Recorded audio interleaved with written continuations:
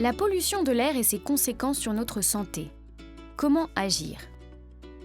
Hugo a 30 ans. Il habite dans une grande ville. Préoccupé par la qualité de l'air qu'il respire et son effet sur sa santé, il décide d'en parler avec son amie Elsa, chercheuse en santé-environnement au centre Léon Bérard. Elsa rassure Hugo.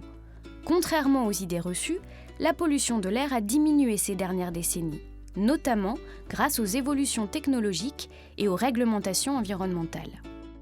Malgré tout, il est bien légitime de s'inquiéter de la pollution de l'air, puisque les études estiment que toutes les 10 minutes, un Français meurt prématurément de la pollution de l'air.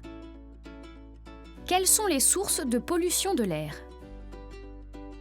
Contrairement à ce que l'on pourrait croire, l'air intérieur est souvent aussi pollué que l'air extérieur. À l'intérieur de notre logement, il existe différentes sources de pollution.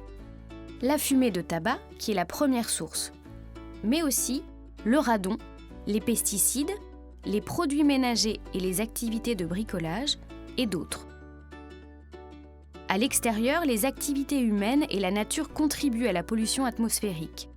Le trafic automobile, qui est la première source, mais aussi le transport, les activités industrielles, l'agriculture, le chauffage au feu de bois et d'autres.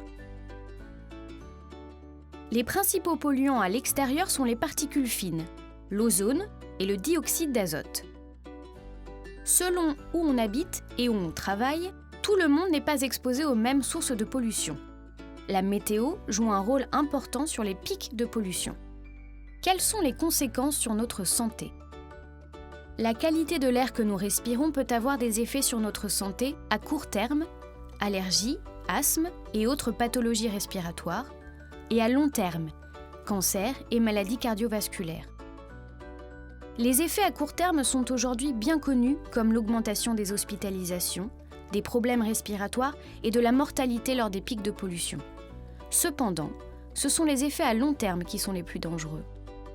Le Centre international de recherche sur le cancer a classé cancérogène pour l'homme la pollution atmosphérique, dont les particules fines et les gaz d'échappement des moteurs diesel, pour les cancers dans leur globalité et spécifiquement pour certains cancers tels que le cancer du poumon et le cancer de la vessie.